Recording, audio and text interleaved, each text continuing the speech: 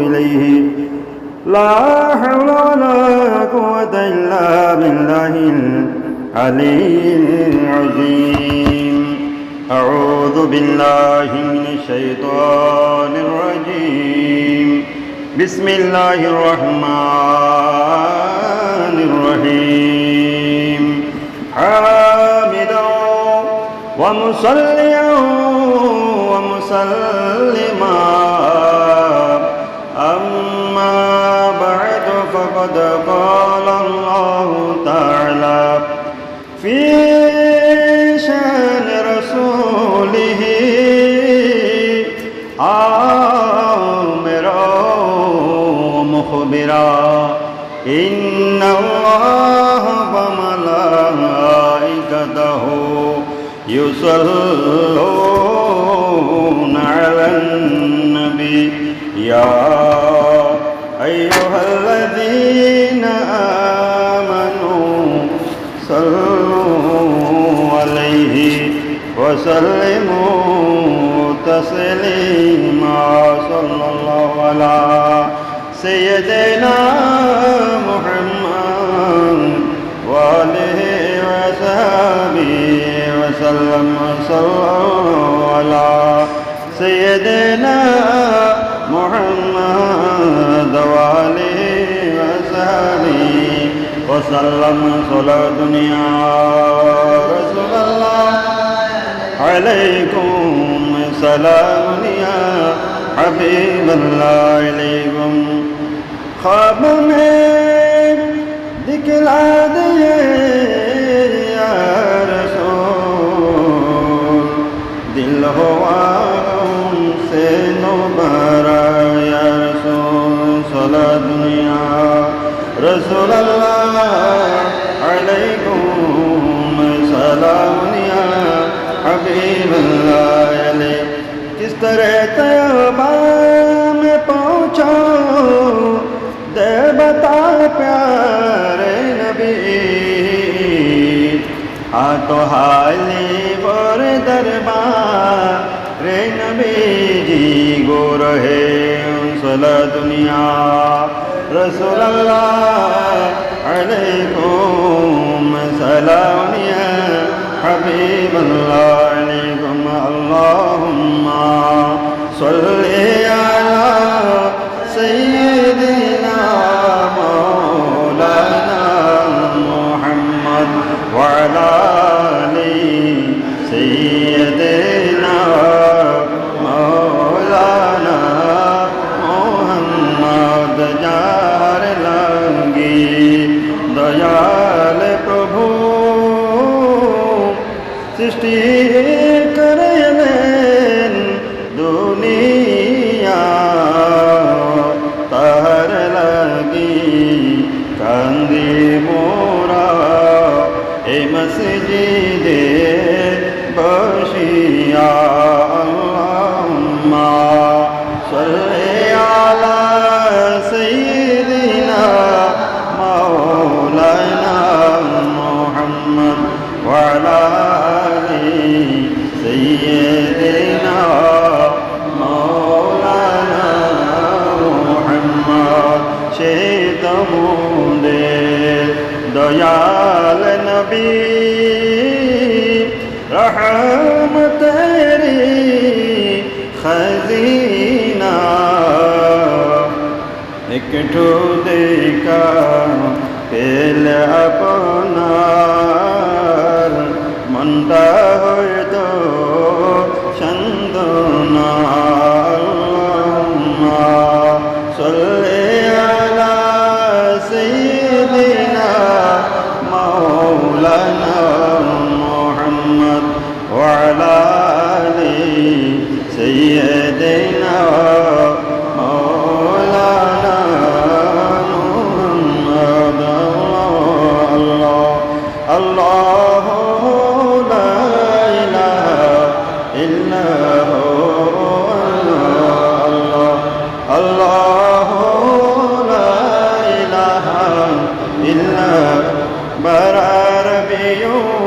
अव्वल के वो आया दुर्वेदी बारबीउल अव्वल में हो आयात जमात माहे नबूवत मोहरे रिसालत माहे नबूवत मोहरे रिसालत आया सिराजुल मुनीर नबी जी अल्लाह अल्लाह ला इलाहा इल्ला हु अल्लाह अल्लाह ला इलाहा इल्ला हु अऊज़ु बिल्लाहि मिनश शैतानिर रजीम बिस्मिल्लाहिर रहमानिर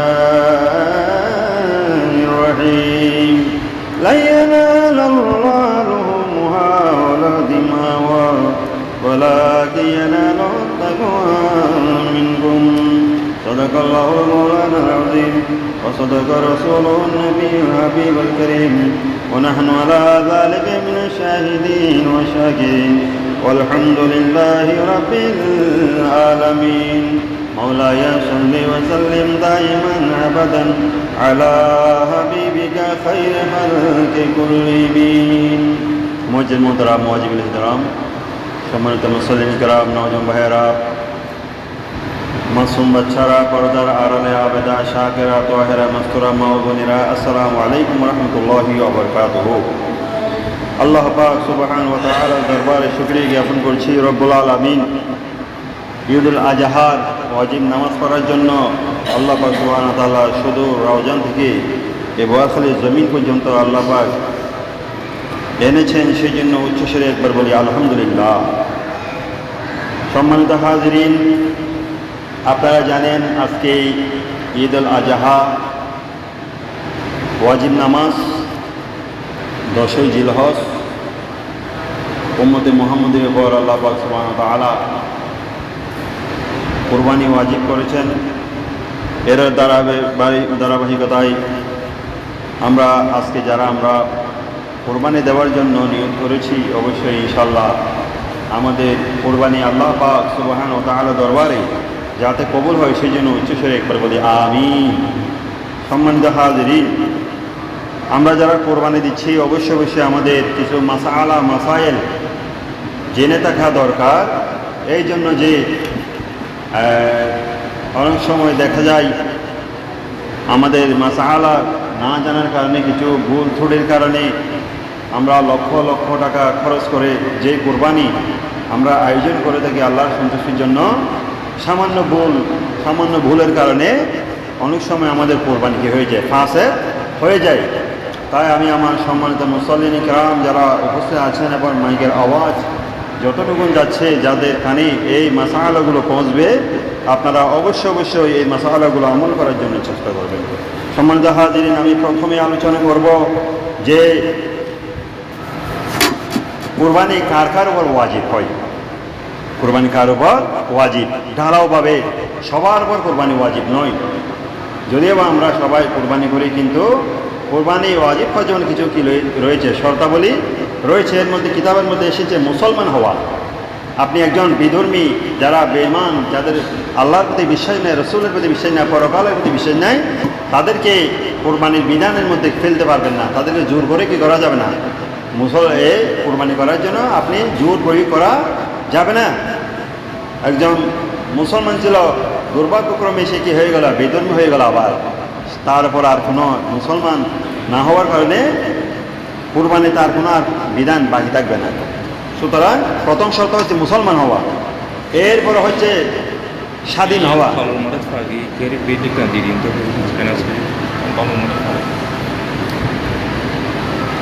সুতরাং প্রথম হচ্ছে মুসলমান হওয়া, এরপর হচ্ছে স্বাধীন হওয়া। স্বাধীন মানে এক সময় সমগ্র পৃথিবীর মধ্যে, বিশেষ করে আরবের মধ্যে গোলাম বেচা কেনা হতো। আমরা বাজার থেকে যেভাবে গরু, মহিষ, ছাগল, মুরগি কিনে নিয়ে আসি, বাজার কিনে নিয়ে আসি, একসময় আরবের বাজারের মধ্যে, বিভিন্ন বাজারের মধ্যে মানুষ বেচা কিনা হতো। এরকম আমি যদি কোনো একজন মানুষকে কিনে নিয়ে এসেছি, গোলাম, আমার গোলাম, একেবারে কিনে নিয়ে এসেছি, আমি যাই বলি তাই শুনতে হবে, এরকম গোলাম, সে যদি কোটি টাকার মালিকও হয় তবুও তার উপর কি নয়, কোরবানি ওয়াজিব নয়। গোলামের উপর। এরপর হচ্ছে জ্ঞান সম্পন্ন প্রাপ্তবয়স্ক হওয়া। অপ্রাপ্তবয়স্ক ছোট ছোট নাবালেগের উপর কোরবানি ওয়াজিব নয়। এবং জ্ঞান সম্পন্ন হতে হবে। পাগলের উপর যার হিতাহিত জ্ঞান নাই, কাকে কি বলছে, মুখ দিয়ে কি বের হচ্ছে, সে কি বলছে, তার ব্রেনে যেটা কাজ করে না, এরকম পাগল মাথাল যাদের সেন্স ঠিক নাই, তাদের উপর কোরবানি ওয়াজিব নয়। মুকিম হওয়া, মুকিম মানে হচ্ছে স্থায়ী হওয়া।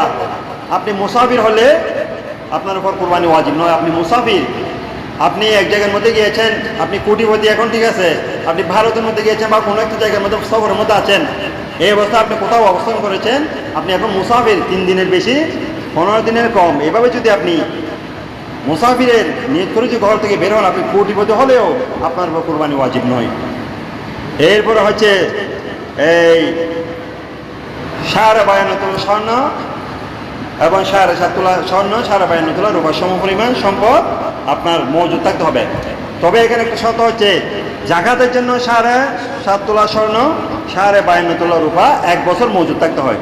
কিন্তু কোরবানির জন্য আপনি এখন 7.5 তোলা স্বর্ণ অথবা 52 তোলা রূপার সমপরিমাণ সম্পদের মালিক হয়েছেন, আপনার উপর এখনই কোরবানি ওয়াজিব। 10, 11, 12 এই 3 দিনের মধ্যে যে আপনি এই এরূপ সম্পদের মালিক হয়ে থাকেন, আপনার উপর অবশ্যই কী হবে, কোরবানি ওয়াজিব হবে। এরপরে এই মুসাফির হওয়া, এটা তো বলেছি। তাহলে এভাবে যেই বিধানগুলো বলেছে, এগুলো যদি আমাদের উপর পতিত হয়, এই কী হওয়া, মুসলমান হওয়া, তারপর স্বাধীন হওয়া, অর্থাৎ গোলাম না হওয়া, জ্ঞান সম্পন্ন হওয়া, মুকিম হওয়া মানে স্থায়ী হওয়া, তারপরে 7.5 তোলা স্বর্ণ, 52 রূপা সমপরিমাণ সম্পদ আমাদের মজুদ থাকতে হবে, তাহলে আমাদের উপর কী হবে, এই কোরবানি ওয়াজিব হবে।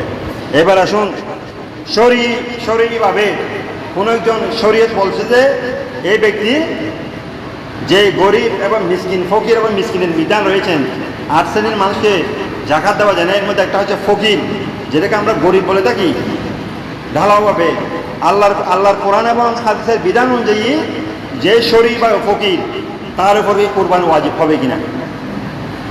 তাহলে মানে সে কোরবানি যদি দিতেও চাই, আল্লাহ যাকে ফকির বলেছেন কোরআনের ভাষায়, অর্থাৎ যার কি রয়েছে, এক বেলা খাওয়ার মতো সম্পদ রয়েছে, কিন্তু আরেক বেলা কী খাবে সেটা জানে না, তাকে শরীরভাবে কী বলা হয়, ফকির বলা হয়, গরিব বলা হয়।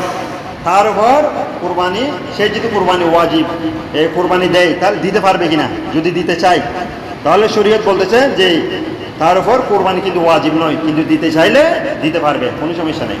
কোরবানি যে দিতে চাই দিতে পারবে, কিন্তু তার উপর কোরবানি ওয়াজিব নয়। তবে যদি কোরবানি জন্তু ক্রয় করেছে, যে কোরবানির নিয়তে ক্রয় করলো, মানে আমি একটা কোরবানি করব, তাহলে অবশ্যই তাকে কি দিতে হবে, কোরবানি দিতে হবে, ওয়াজিব হয়ে গেছে তার উপর। সে তো এতক্ষণ তার উপর শরীরে বিধান ছিল না যে তাকে কোরবানি দিতে হবে, কিন্তু সে যখন নিয়ত করে বলে যে না, আমি যদি এবার শরীরভাবে গরিব বা ফকির, কিন্তু আমার ইচ্ছা হলো আমি কোরবানি দিব, টাকা পয়সা যে কোনোভাবে ম্যানেজ করেছে, কিন্তু তার উপর এখন কোরবানিটা ওয়াজিব হয়ে গিয়েছে। সে এখন আর ফকিরি বলে আর কোরবানির জন্য জন্তু একটা কিনেছে, গরু কিনেছে, কিন্তু এটা না দিয়ে, কোরবানি না দিয়ে রেখে দিতে পারবে না, তার উপর এখন কোরবানি দেওয়াটা ওয়াজিব হয়ে গেছে। অতএব তার উপর কোরবানি দেওয়াটা ওয়াজিব। এবার আসুন, আপনি যদি মুকিম অথবা মুসাফির হন, তাহলে আপনার উপর ওয়াজিব, কোরবানি ওয়াজিব কিনা। ওই যে কিছুক্ষণ আগেও বলেছিলাম, আপনি এই কোরবানি ওয়াজিব হওয়ার জন্য আপনাকে অবশ্য মুকিম হতে হবে, মানে আপনি স্থায়ী হতে হবে। এখানে আপনি মুসাফির হিসেবে এসেছেন এখানে 2 দিনের জন্য, আপনি ওইখানে কোটিপতি আপনার বাড়িতে, ঠিক আছে, আপনি এসেছেন মুসাফির হিসেবে, সুতরাং আপনার উপর কি নয়, কোরবানি ওয়াজিব নয়, এবং মুকিম হতে হবে। এবার আসুন, আমরা অনেকে আমাদের পরিবারের সদস্যদের থেকে কোরবানি করে থাকি, আদায় করে থাকি। এখন মাসালার মধ্যে রয়েছে স্ত্রী, সন্তান, সন্ততি যারা রয়েছে তাদের পক্ষ থেকে আপনি কোরবানি করতে পারবেন কিনা, বা আপনার উপর ওয়াজিব কিনা। আপনার স্ত্রীর পক্ষ থেকে আপনি কোরবানি করা আপনার উপর ওয়াজিব কিনা, আপনার সন্তানের পক্ষ থেকে আপনার কোরবানি ওয়াজিব কিনা। এই ক্ষেত্রে এখানে বলা হচ্ছে যে আপনার স্ত্রী যদি ওই 7.5 তোলা স্বর্ণ, 52 তোলা রূপার সমপরিমাণ সম্পদের মালিক হয়ে থাকে, তাহলে আপনার উপর আপনার স্ত্রীর কোরবানি ওয়াজিব নয়, বরঞ্চ আপনার স্ত্রীর উপর তার নিজের কোরবানি নিজেকে দেওয়া ওয়াজিব। এক্ষেত্রে আপনার উপর কোনো ওয়াজিব থাকবে না। আপনি যদিও বা আপনার স্বামী, ওনার স্বামী, কিন্তু শরীয়ত বলতেছেন যেহেতু উনি 7.5 তোলা স্বর্ণ 52 তোলা রূপা সমপরিমাণ সম্পদের মালিক, সুতরাং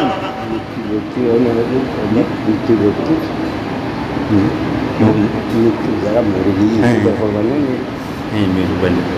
গিয়ে মাথায় সুতরাং এই তাহলে আপনার স্ত্রীর কুরবানি আপনার উপর ওয়াজিব নয়, আপনার স্ত্রীকেই দিতে হবে।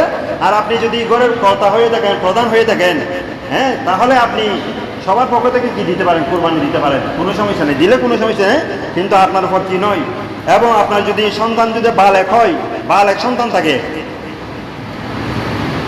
তবে তার উপর এবং সেই সম্পদের মালিক আপনি ওই বালেক সন্তানকে আপনার পক্ষ থেকে সে যা পাবে সম্পদ আপনি তাকে কি করে দিয়েছেন, বন্টন করে দিয়েছেন। এখন সে 7.5 তোলা স্বর্ণ 52 তোলা রূপার মালিক। সুতরাং আপনার ওই বালেক সন্তানের পক্ষ থেকে আপনাকে কুরবানি করতে হবে না, আপনার সন্তানের উপরেই কুরবানি ওয়াজিব। যদিও বা আপনি আদায় করেন তাহলে কি হবে না, সমস্যা হবে না, আদায় করতে পারবেন। কিন্তু শরীয়ত বলছেন আপনার সন্তান এবং স্ত্রী যদি 7.5 তোলা স্বর্ণ 52 তোলা সমপরিমাণ সম্পদের মালিক হয়, তার উপর কুরবানি ওয়াজিব। আপনি ঘরের প্রধান হিসেবে যদি দিতে চান দিতে পারবেন, কিন্তু আপনার উপর ওয়াজিব নয়। এবার আসুন, আপনারা অনেকে আমরা আছি যৌথভাবে ব্যবসা বাণিজ্য পরিচালনা করি, যৌথভাবে অনেক ব্যবসা বাণিজ্য পরিচালনা করি না আমরা। এই যৌথ ব্যবসায়ী যারা শরিকদার রয়েছে, আমি মনে করেন আমরা একটা কোম্পানির একটা মালিক হলাম, আমরা দুজন, আমরা দুজন কি দুজন শেয়ারের মধ্যে রয়েছি। এই ক্ষেত্রে ওই শেয়ার হোল্ডারের মধ্যে একজনের উপর কোরবানি ওয়াজিব হবে নাকি দুজনের উপর? এখানে মাসালার মধ্যে রয়েছে, যদি যৌথ ব্যবসায়ী যারা অংশীদার তাদের যদি আলাদা আলাদা, যদি তাদের এই শেয়ারের মধ্যে তাদের সম্পদ আলাদা আলাদা ভাগ থাকে, যে সে এত সম্পদের মালিক, সে এত সম্পদের মালিক, এই সম্পদ যদি তাদের 7.5 তোলা স্বর্ণ 52 তোলা সমপরিমাণ হয়, তাহলে ওই যৌথ ব্যবসায়ী যারা দুজন রয়েছে একই সাথে ব্যবসা করছেন, ওনাদের আলাদা আলাদাভাবে হবে কোরবানি ওয়াজিব হবে। একজন বন্ধু বা একজন ভাই দুজন মিলে করছে আর কি, বন্ধু যদি বলে বন্ধু তুই আমার পক্ষ থেকে কোরবানিটা করে দে, আদায় হবে না, আপনার পক্ষ থেকেই আপনার ওয়াজিব আপনাকে আদায় করতে হবে, যেহেতু আপনারা উভয়জন আলাদা আলাদাভাবে শেয়ার হোল্ডার। সুতরাং উভয়ের উপর কি হবে, কোরবানি ওয়াজিব হবে। এবার আসুন, যৌথ ফ্যামিলির কোরবানির বিধান কি? যৌথ ফ্যামিলি, আমরা এখনো অনেক পরিবার যৌথ ফ্যামিলিতে আছি। কিভাবে? বড় ভাই, ছোট ভাই, মেজো ভাই, সেজো ভাই, এভাবে অনেক, মা বাবা, চাচা চাচি, এভাবে অনেক পরিবার, যৌথ পরিবার এখনো কি আছে আমাদের আছে। এই যৌথ পরিবার পক্ষ থেকে কোরবানি কি করবে? সবার উপর কোরবানি ওয়াজিব নাকি যে প্রধান তার উপর? এখানে বলছেন যে যৌথ ফ্যামিলির মধ্যে মূলত যিনি সম্পদের মালিক তার উপরেই কোরবানি ওয়াজিব হবে। মনে করেন একজনের 10 জন কি রয়েছে, সন্তান রয়েছে, পিতা কিন্তু তাদেরকে এখনো পর্যন্ত সম্পদ বন্টন করে দেয় নাই। পিতা এখনো সন্তানদের সাথে আছেন, পিতা কিন্তু 10 জন সন্তানকে এখনো পর্যন্ত কি করে নাই, সম্পদ বন্টন করে দেয় নাই, নিসাব মিরাজ বন্টন করে দেয় না, উত্তরাধিকার সম্পদ। তবে সন্তানদের পক্ষ থেকে পিতার উপর কোরবানি ওয়াজিব। ওই সন্তানদের পক্ষ থেকে কি হবে, পিতার উপর কোরবানি ওয়াজিব। যেহেতু সন্তানের পক্ষ থেকে এখনো সন্তানদের কি করে নাই, সম্পদ বন্টন করে দেন, এবং সন্তানরাও এখনো 7.5 তোলা স্বর্ণ 52 তোলা সমপরিমাণ সম্পদের মালিক হয় নাই। অতএব এই যৌথ ফ্যামিলির মধ্যে যিনি প্রধান থাকবেন ওনার উপর কোরবানি ওয়াজিব। ওনাকে কি করতে হবে, সবার পক্ষ থেকে কি করতে হবে, কোরবানি ওয়াজিব হবে। আর যদি বাবা যদি সন্তানদেরকে আলাদা আলাদা করে সম্পদ বন্টন করে দেয়, যে বাবা আমি কখন দুনিয়া থেকে চলে যাই জানি না, তোদেরকে সম্পদ কি করে দিলাম, বন্টন করে দিলাম, তুই এত তুই এত, তুই এভাবে সম্পদ বন্টন করে দিল, সবাই এখন সাহেবে নেশাব মানে নেশাব পরিমাণ সম্পদের মালিক, তাহলে সন্তানদের আলাদা আলাদাভাবে পৃথকভাবে কিনতে হবে, কোরবানি ওয়াজিব হবে। এই ক্ষেত্রে বাবার উপর বসে থাকলে আপনার থেকে ওয়াজিব তরফ হয়ে যাবে। ওয়াজিব তরফ হওয়ার কারণে আপনাকে কি করতে হবে, ওই গুনার ভাগিদার হতে হবে। এবার আসুন, পশু ক্রয় করার ধারায় কি আমাদের কোরবানি ওয়াজিব হয়ে যায়? আমি একটা বাজার থেকে কিনে আনলাম, গরু কিনে নিয়ে আসলাম, এই গরুটা কেনার সাথে সাথে কি আমার উপর কোরবানি ওয়াজিব হয়ে যায়? এক্ষেত্রে বিধান মাসালা কি রয়েছে? যারা 7.5 তোলা স্বর্ণ 52 তোলা, মানে এখানে এই শরীয়তের বিধানের মধ্যে ধনী যাদেরকে বলা হয়, যাদের 7.5 তোলা স্বর্ণ 52 তোলা রূপার সম্পদ রয়েছে, তাদেরকে শরীয়তের মাসালা অনুযায়ী ধনী বলা হয়। কি বলা হয়? ধনী। এই ধনীর উপর কোরবানি অটোমেটিক কি হয়ে যায়, ওয়াজিব হয়ে যায়, তাকে কিছু করতে হবে না। যেহেতু শরীয়তের বিধানে সে ধনী, সে ফকির নয়, মিসকিন নয়, ধনী, তার উপর অটোমেটিকভাবে কি, তার উপর কোরবানি ওয়াজিব। সুতরাং তাকে কোরবানির দিনগুলো তো অবশ্যই কি করতে হবে, পশু ক্রয় করতে হবে, ঠিক আছে। তবে যদি সেই মান্যত করে যে আমি কি দিব, কোরবানি দিব, আমি কি দিব, একজন ব্যক্তি মান্যত করলো যে আমি কোরবানি দিব, এটা মান্যত করলো, তখন তার উপর কোরবানির পশুটা কিনাটা ওয়াজিব হয়ে যাবে। অবশ্যই কি করতে হবে, কিনতে হবে। সে বাজারে কিনে আনলে সেটা কি হয়ে যাবে, তার উপর কোরবানি দেওয়াটা ওয়াজিব। কিন্তু ওই যিনি সাহেবের নেশাব অর্থাৎ শরীয়তের বিধান মোতাবেক উনি ধনী হিসেবে আল্লাহর কাছে স্বীকৃত, আল্লাহর বিধানের মধ্যে, তাকে তো অবশ্যই কি করতে হবে, কোরবানি দিতে হবে, তাকে অবশ্যই গরু কিনতে হবে, এটা তার উপর অবশ্যই ওয়াজিব। কিন্তু কোন একজন ব্যক্তি, ওই কিছুক্ষণ আগে বললাম ফকির যাকে বলা হয়, গরিব, সে তার উপর কোরবানি পশুটা ক্রয় করা ওয়াজিব ছিল না, কিন্তু সে যদি নিয়ত করে বা মান্যত করে ফেলে যে না আমি এবার কোরবানি দিবই দিব, নিয়ত করে কোনো একটা মান্যত করে ফেলো যে আমি এটা করলে এটা হবে, আমি কোরবানিটা দিব, আমার এই কাজটা হইলে, মান্যত যখন করে ফেলে তার উপর কোরবানি পশু ক্রয় করাটা ওয়াজিব হয়ে যাবে। এই ক্ষেত্রে সে কোনো কি করা যাবে না, দিতে না, যদি দিতে না পারে তাহলে তার উপর ওয়াজিব তরক হওয়ার জন্য কি হবে, এবং মান্যত পুরা না করার জন্য তার উপর শরীয়তে কি হবে, গুনাহের বিধান আরোপ হবে। এবার আসুন, অন্যের পক্ষ থেকে যদি আপনি অনুমতি ব্যতীত যদি কোরবানি দিয়ে থাকেন, কোরবানি আদায় হবে কিনা। আপনার ভাই, আপনার বা অন্য কোনো আত্মীয় স্বজন, উনি বালেক, উনি কি বালেক, ওনার উপর কোরবানি ওয়াজিব হয়েছে, আপনি ওনাকে না বলে ওনার পক্ষ থেকে আপনি কি করেছেন, কোরবানি আদায় করে ফেলেছেন। শরীয়তের বিধান মতে আপনার ওই ব্যক্তির পক্ষ থেকে আপনার কোরবানিটিকে হবে না, আদায় হবে না, যেহেতু তার উপর কি ছিল, কোরবানি ওয়াজিব ছিল। এবং কোরবানি ওয়াজিব হওয়ার কারণে তার থেকে যেহেতু আমি অনুমতি নিই নাই যে তোর পক্ষ থেকে আমি কোরবানি দিচ্ছি, এটা ওনাকে না বলে আপনি যদি দিয়ে দেন, ওনার পক্ষ থেকে আপনার কোরবানি কি হবে না, আদায় হবে না, ওনার কাঁধের উপর ওয়াজিব থেকে যাবে। সেই জন্য কারো পক্ষ থেকে যদি আপনি কোরবানি দিয়ে থাকেন, ওনাকে অবশ্যই বলতে হবে যে তোর পক্ষ থেকে বা আপনার পক্ষ থেকে আমি কি দিচ্ছি, কোরবানি দিচ্ছি, অত ওনাকে জানাতে হবে। না জানাইলে শরীয়তের বিধান মোতাবেক ওনার পক্ষ থেকে ওই কোরবানিটা ওয়াজিব হবে না, যেহেতু উনি সাহেবের নেশাব, ওনার উপর কোরবানি ওয়াজিব ছিল, উনি নিজের উপর কোরবানি ওয়াজিব ছিল, আপনি না বলে ওনার পক্ষ থেকে আদায় করেছেন, কিন্তু এইভাবে আদায় হবে না। এবার আসুন, কোরবানির মাধ্যমে ওয়াজিব কোরবানি, আমার মতো কোরবানি ওয়াজিব, এই ওয়াজিব কোরবানির মাধ্যমে আমি ইসালে সাওয়াবের উদ্দেশ্য করতে পারবো কিনা, এই কোরবানির মাধ্যমে আমি মা বাবার রোহের মাগফিরাত, এই কোরবানির মাধ্যমে আমার আত্মীয় স্বজনের রোহের মাগফিরাত নিয়ত করতে পারবো কিনা, বাড়ি এটা আশা করা যায় কিনা। তাহলে শরীয়তের বিধান এখানে বলা হচ্ছে যে আপনার যদি কোনো মৃত আত্মীয় স্বজন থাকে, তাহলে তাদের আমল নামাই সওয়াব পৌঁছানোর জন্য আপনার পর যদিও বা কোরবানি ওয়াজিব, তবুও ওই ওয়াজিব কোরবানির মাধ্যমে আপনি আপনার আত্মীয় স্বজনের রোহের মধ্যে কি করতে পারবেন, সওয়াব বকশিশ করতে পারবেন। এটা ইসালে সওয়াব কি হবে, ওয়াজিব কোরবানির মাধ্যমে ইসালে সওয়াব করা যায়। এই জন্য আমরা কি করি, ফাতিহা দিই না, আমরা আজকে ফাতিহার মাংস যারা রান্না করবো অবশ্যই কি দিব, ফাতিহা দিব না। এটা হচ্ছে আহলে সুন্নাত ওয়াল জামাতের আকীদা, হচ্ছে আমাদের উপর যদিও বা কোরবানি ওয়াজিব, কিন্তু এই কোরবানি দ্বারা আমরা আমাদের আত্মীয় স্বজনের রুহের মাগফিরাত কামনা করতে পারবো। এই জন্য আমরা অবশ্যই কি করবো, মাংস দিয়ে সর্বপ্রথম মুরব্বীদের কি দিব, ফাতিহা দেব। এটা ফতোয়া, এগুলো প্রত্যেকটা কি রয়েছে, রেফারেন্স রয়েছে, কারণ আমি সংক্ষেপের জন্য কিতাবের রেফারেন্স দিচ্ছেন, এগুলো ফতোয়া আলমগীর, এই ফতোয়া এসে আমি বিভিন্ন কিতাবের মধ্যে আছে। এবার আসুন, আমি সংখ্যা বলেছি, সময় সংক্ষেপে সেই জন্য। এবার আসুন, হুজুর সাল্লাল্লাহু আলাইহি সাল্লামের পক্ষ থেকে আমাদের কোরবানির বিধান কি। রাসূলুল্লাহ সাল্লাল্লাহু আলাইহি সাল্লামের নামে কোরবানি করা অত্যন্ত কি সওয়াবের কাজ, এটা অত্যন্ত সওয়াবের কাজ।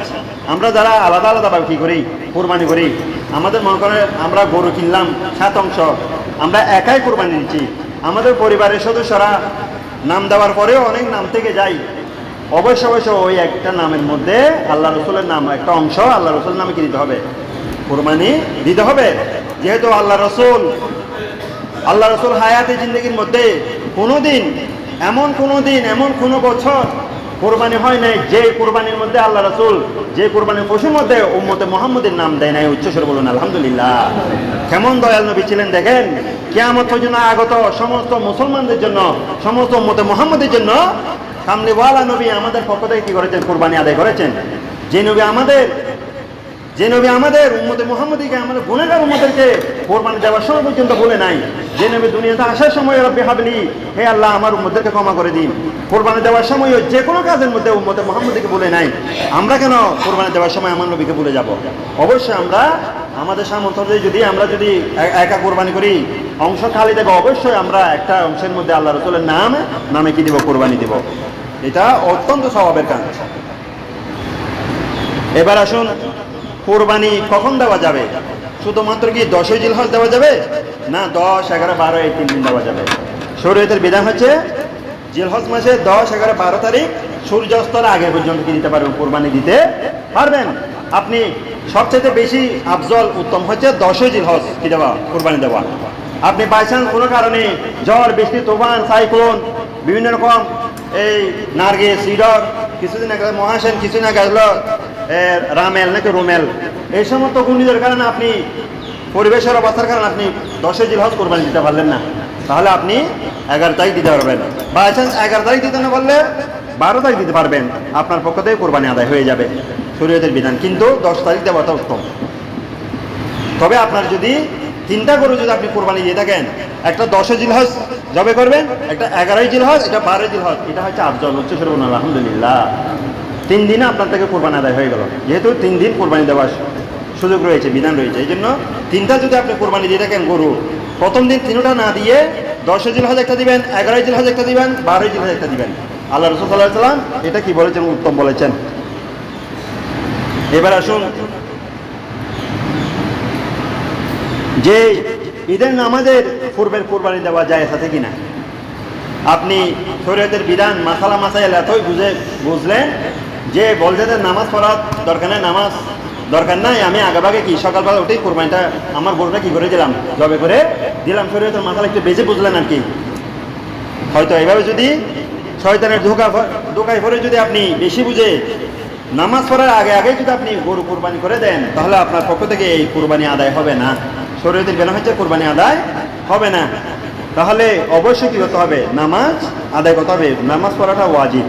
এই জন্য এবার আসুন, যদি একটা শহরের মধ্যে আপনি কোরবানি দিচ্ছেন, নামাজ এই শহরের মধ্যে আপনি ওই শহরের মধ্যে ওই এলাকার মধ্যে এক জায়গার মধ্যে নামাজ হয়েছে 6টায়, আরেক জায়গায় নামাজ হয়েছে 7টায়, আরেক জায়গায় নামাজ দিয়েছে 8টায়, আরেক জায়গায় নামাজ দিয়েছে 9টায়। এখন আপনি যদি এক জায়গার মধ্যে আপনি নামাজ 6টায় 7টায় এভাবে হচ্ছে, আপনি এখন আপনার কোরবানিটা কিভাবে দিবেন?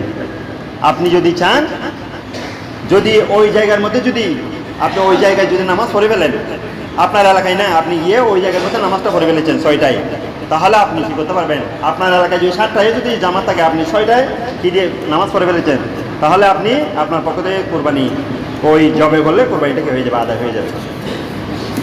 একটা শহরের মধ্যে যদি এক এক সময় যে জামাত অনুষ্ঠিত হয়, আপনার এলাকায় যদি 7টায় হয়, ওই এলাকায় যদি 6টায় হয়, আপনি 6টার মধ্যে নামাজ পড়ে ফেলেছেন 6টার মসজিদে গিয়ে, তাহলে আপনি এসে কোরবানি দিতে পারবেন, গরু জবাই করতে পারবেন। এটা শরীয়তের বিধানের মধ্যে রয়েছে। এবার আসুন, আপনি নামাজ পড়েছেন ঠিক আছে, কিন্তু নামাজ আপনার পক্ষে থেকে আদায় হয় নাই।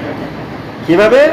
আপনি কোরবানির নামাজ পড়তে এসেছেন, আপনি ইমাম সাহেব নামাজ পড়ালেন, ভুলক্রমে যে কোনো সময় হদসের কারণে বা নামাজ উনি নামাজটা কি হলেন না, উনার আদায় হলেন না, উনি নামাজ পড়িয়ে ফেলেছেন, কিন্তু উনি বললেন যে আমার নামাজ আদায় হয় না, আমার কি হয়েছে, হদস হয়েছে, আমার উজু ভেঙে গিয়েছে, এই অবস্থায় নামাজটা পড়ে ফেলেছি। হ্যাঁ, উনি পরে বললেন যে আমার নামাজটা ওই দিন হয় নাই, বা যেভাবে হোক আপনারা নামাজ পড়ে সুন্দর করে গরু টরু জবাই করে ফেললেন, কিন্তু নামাজটা আদায় হয় নাই। এই ক্ষেত্রে আপনাদের কোরবানি হবে কিনা? যেহেতু নামাজ হয় নাই, ইমাম সাহেব তো নামাজ ভঙ্গ করে ফেলেছেন, বা বলেন নাই উনি নামাজ হয় নাই, যে সেটা হদসের কারণে বা উজু চলে যাওয়ার কারণে নামাজটা হয় নাই, এই ক্ষেত্রে আপনি কোরবানি করে ফেলেছেন। এক্ষেত্রে কি হবে? এখানে বলা হচ্ছে যদি আবার হদস হয়েছে, যদি আবার আপনারা কোরবানি করে ফেলেছেন, তাহলে আপনার পক্ষ থেকে কোরবানিটা হয়ে যাবে। যেহেতু আপনি তো এখানে নামাজ হয়ে গেছে, আপনার নামাজ হয়েছে, এভাবেই ধরে নিয়ে নামাজটা পড়েছেন। এই ক্ষেত্রে ইমাম সাহেব বলেন নাই, বা যেভাবে হোক নামাজটা হয় নাই, যেভাবে হোক, কিন্তু এক্ষেত্রে তো আপনার উপর কি নয়, আপনার উপর বিষয়টা ধর্তব্য নয়। আপনি তো জানেন না যে নামাজ হয় নাই, আপনি তো কোরবানি দিয়ে দিয়েছেন। এই ক্ষেত্রে আপনার কোরবানিকে হয়ে যাবে, আদায় হয়ে যাবে। যদিও বা আপনাকে আবার যদিও বা নামাজ পড়তে হয়, কিন্তু নামাজটা হয়ে যাবে, এই কোরবানিটা হয়ে যাবে। এবার আসলে রাতে কোরবানি করা যায় কিনা? আপনি দিনে রাতে 10, 11, 12 তারিখে দিনে রাতে 24 ঘন্টার মধ্যে যে কোনো সময় কী করতে পারবেন, কোরবানি আদায় করতে পারবেন। তবে শরীয়তের বিধানের মধ্যে রয়েছে দিনের বেলায় কোরবানি দেওয়াটা উত্তম। যেহেতু রাতের বেলায় কারেন্টের সমস্যা, লাইটের সমস্যা, বিভিন্ন সমস্যার কারণে আপনি কিভাবে কাটতে গিয়ে গরুর মাংস কাটতে গিয়ে আপনার হাত কেটে ফেলবেন, ঠিক আছে? এই সমস্ত কারণে শরীয়তে বিধানের মধ্যে মাসার মধ্যে রয়েছে দিনের বেলায় কোরবানি দেওয়াটা উত্তম। রাতের বেলা চাইতে দিনের বেলা কোরবানি দেওয়াটা উত্তম, সেই জন্য আমরা দিনের বেলায় কোরবানি দেব। এবার আসুন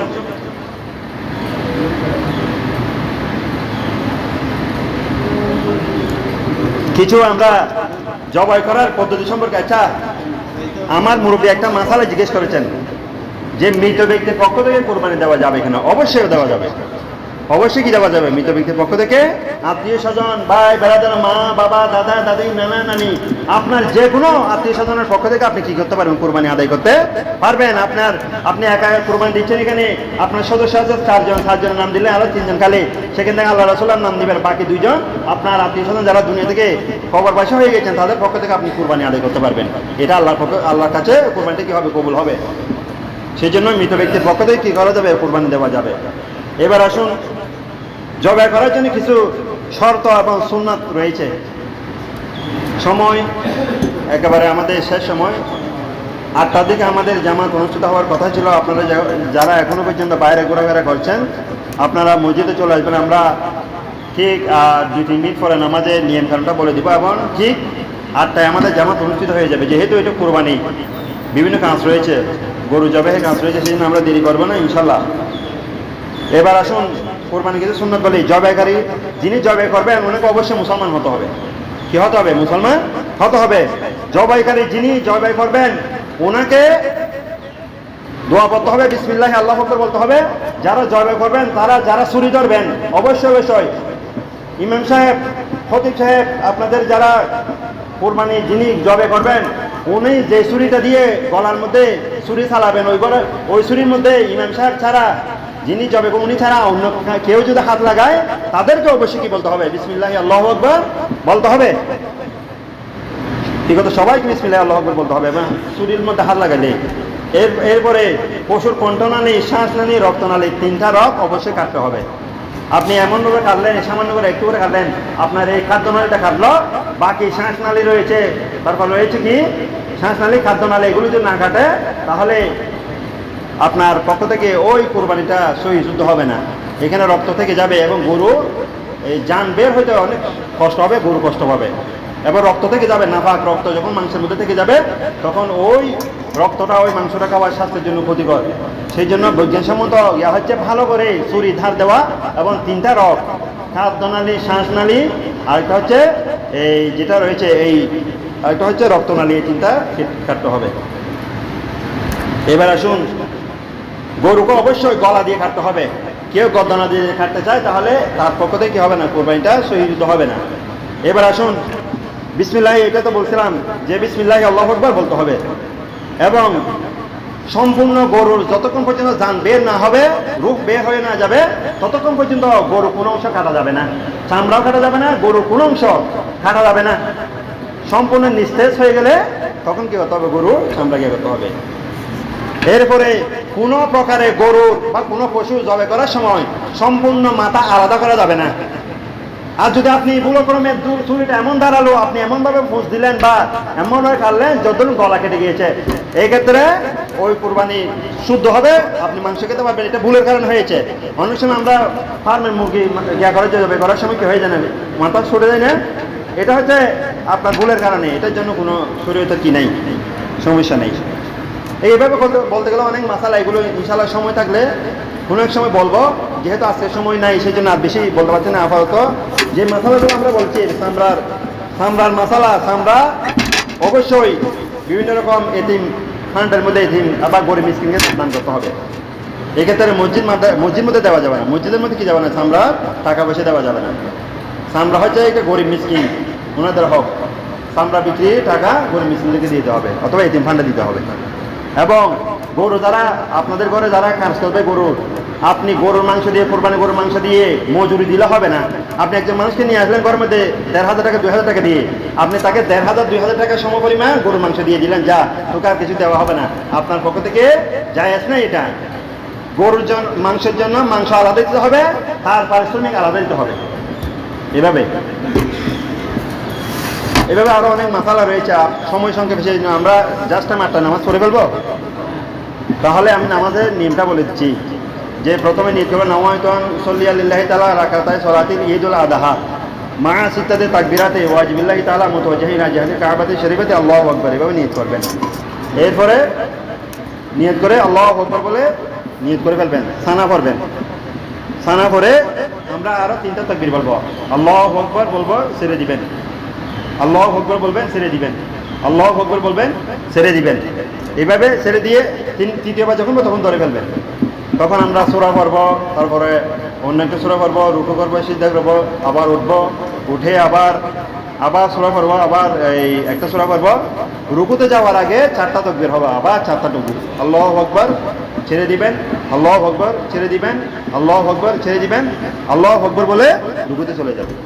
এইভাবে তাহলে আবার বলছি নাওয়াইতুন সল্লিয়া লিল্লাহি তাআলা রাকাতাই সলাতিল ঈদুল আযহা মা সিত্তাতি তাকবীরাতি ওয়াজিবিল্লাহি তাআলা মুতাওয়াজ্জিহিনা ইলা জিহাতিল কাবাতি শরীফাতে আল্লাহু আকবার।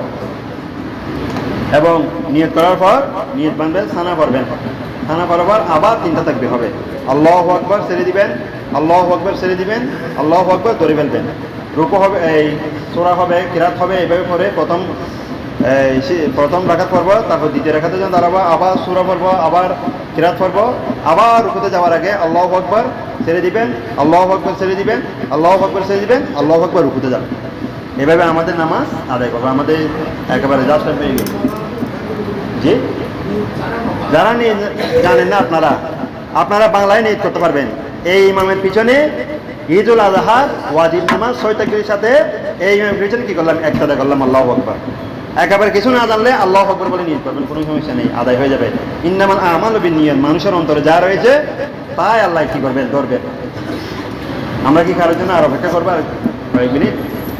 সম্মানিত হাজিরিন, আপনারা যারা এখন পর্যন্ত বাইরে আছেন আপনারা অবশ্যই তাড়াতাড়ি চলে যান, আমাদের জাস্ট টাইম আমাদের নামাজ আদায় হয়ে যাবে। আচ্ছা, আমি আর কয়েকটা মাসালা বলে দিচ্ছি। এই আমরা যারা যে মাসালাগুলো জানি, শিং ভাঙ্গা, কান্নাই, পা লোলা, এভাবে বা ল্যাংরা, এভাবে যারা এই মাসালাগুলো আমরা জানি, এগুলোর মধ্যে যদি কোনো একটা গরুর যদি শিং যদি একটু আগে থেকে হয়, ছোটো হয়, বা কান যদি ছোটো হয়, হ্যাঁ, তাহলে এটার জন্য কোনো সমস্যা নেই। 3 ভাগের 1 ভাগ আপনি খান, 3 ভাগের 1 ভাগ নাই, একেবারে পা একেবারে 3টা থেকে 1টাও নাই, 3টা নাই বা 2টা নাই বা 1টা রয়েছে। এভাবে এই সমস্ত রুগ্ন এবং জীর্ণ শীর্ণ দেখতে রোগা পাতলা পড়ে যাচ্ছে, খাচ্ছি থয়ে, পা নাই, শিং নাই, হ্যাঁ, এগুলো দিয়ে কি হবে না, কোরবানি আদায় হবে না। যেহেতু কোরবানিটা আল্লাহর জন্য দিচ্ছি আমরা, অবশ্যই একটা আমার সামর্থ্য দিয়ে, এটা 40,000 হোক 50,000 হোক, আমার সামর্থ্য দিয়ে একটা গরু যেটা সুন্দর দেখতে, স্বয়ং সম্পূর্ণ সব কিছু রয়েছে, এবার একটা গরুকে দিতে হবে, কোরবানি দিতে হবে। যেহেতু আপনারা জানেন হাবিল এবং কাবিলের মধ্যে কোরবানি কবুল হওয়ার কারণ হচ্ছে হাবিল উনি যে বকরিটা কোরবানি দিয়েছে, এটা উনি যে বকরি লালন পালন করতেন ওখান থেকে একেবারে সবচেয়ে বেশি সুন্দর, বেশি মোটা তাজা যেটা, সেটা কি দিয়েছেন কোরবানি আল্লাহর জন্য। বলছেন আমার আল্লাহকে আমি কোরবানি দিব, যেটা সুন্দর বেশি সেটাই কোরবানি দিব। আর কাবিল বলল আল্লাহর জন্য গরু ছাগল এগুলো দরকার নেই, এগুলো কি খাবে, আমি কিছু খড় কোটা ঘাস টাস এনে কি দিই, কোরবানি দিই। আল্লাহ তার পক্ষ থেকে তার কোরবানি তার মুখে ছুড়ে দিল, তার কোরবানি কবুল হলো না।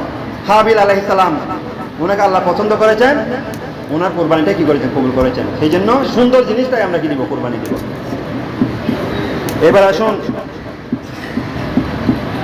আপনি কোনো একটা পশু কিনে ফেলেছেন, কিনে ফেলার পর যে কোরবানি যাওয়ার আগে আগে দেখা গেল ওই গরুর ওই কোরবানি পশুর মধ্যে একটা সমস্যা দেখা গেল, বা ল্যাংরা হয়ে গেল, বা কোনো একটা কারণে ওই কোরবানি যাওয়া যাবে কিনা, দিতে পারবেন। আপনি তো আনার সময় বা কেনার সময় এটা স্বয়ং সম্পূর্ণ একটা গরু কিনেছেন, কিন্তু ঘরে আনার পর এটা দুষ ত্রুটি যে কোনো একটা সমস্যা হয়ে গেল, এটা দিয়ে কোরবানি ওয়াজিব হবে, কোরবানি দিতে পারবেন, কোনো সমস্যা হবে। এবার আসুন, কোনো একটা গরু নাফা খেয়ে, শেষ মাসালা, কোনো একটা গরু ছোটোবেলায় নাফা খেয়ে বড় হয়েছে। নাফা খেয়ে মানে কোনো একটা নাফা পশুর বা মনে করেন শুকরের দুধ খেয়ে বড় হয়েছে, হ্যাঁ, অথবা কোনো একটা নাফাকে জিনিস খেয়েছে, তাহলে ওই গরু দিয়ে কোরবানি দেওয়া যাবে কিনা। তাহলে শরীরের বিধান হচ্ছে ওই গরু দিয়ে আপনি কোরবানি দিতে পারবেন, যেহেতু এটা ছোটোবেলায় খেয়েছে, তার শরীরের মধ্যে এখন ওই রক্ত এবং ওই উপাদান এখন কি নাই, বিদ্যমান নাই, সুতরাং এই গরু দিয়ে কোরবানি দিয়ে যাবেন। সময় হাজির আমরা নামাজের জন্য দাঁড়িয়ে যাবে। এর আগে একটা ঘোষণা, বালির মধ্যে 100 টাকা পাওয়া গিয়েছে, কারো টাকা যদি হারাই যায় তাহলে আপনারা এখান থেকে নিয়ে যাবেন। আসসালামু আলাইকুম রহমতুল্লাহি ওয়া বারাকাতুহু।